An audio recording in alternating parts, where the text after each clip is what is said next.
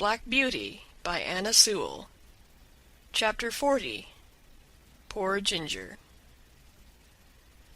One day, while our cab and many others were waiting outside one of the parks where music was playing, a shabby old cab drove up beside ours.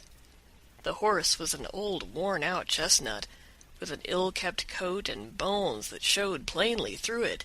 The knees knuckled over, and the forelegs were very unsteady.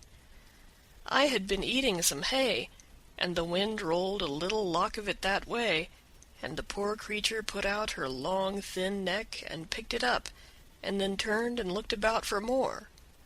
There was a hopeless look in the dull eye that I could not help noticing, and then, as I was thinking where I had seen that horse before, she looked full at me and said, "Black Beauty, is that you?" It was Ginger, but how changed! The beautifully arched and glossy neck was now straight and lank and fallen in. The clean, straight legs and delicate fetlocks were swelled. The joints were grown out of shape with hard work. The face, that was once so full of spirit and life, was now full of suffering, and I could tell by the heaving of her sides and her frequent cough how bad her breath was. Our drivers were standing together a little way off, so I sidled up to her a step or two that we might have a little quiet talk. It was a sad tale that she had to tell. After a 12-months run-off at Earlshall, she was considered to be fit for work again and was sold to a gentleman. For a little while she got on very well, but after a longer gallop than usual the old strain returned, and after being rested and doctored she was again sold. In this way she changed hands several times, but always getting lower down. "And so at last," said she, "I was bought by a man who keeps a number of cabs and horses and lets them out. You look very well off, and I am glad of it, but I could not tell you what my life has been. When they found out my weakness, they said I was not worth what they gave for me, and that I must go into one of the low cabs and just be used up. And that is what they are doing, whipping and working with never one thought of what I suffer. They paid for me and must get it out of me, they say. The man who hires me now pays a deal of money to the owner every day, and so he has to get it out of me too. And so it's all the week round and round with never a Sunday rest."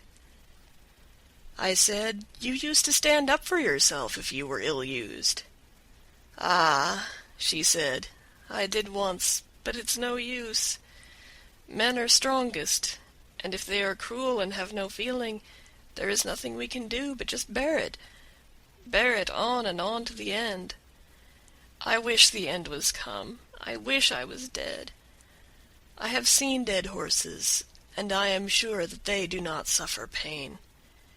I wish I may drop down dead at my work and not be sent off to the knackers."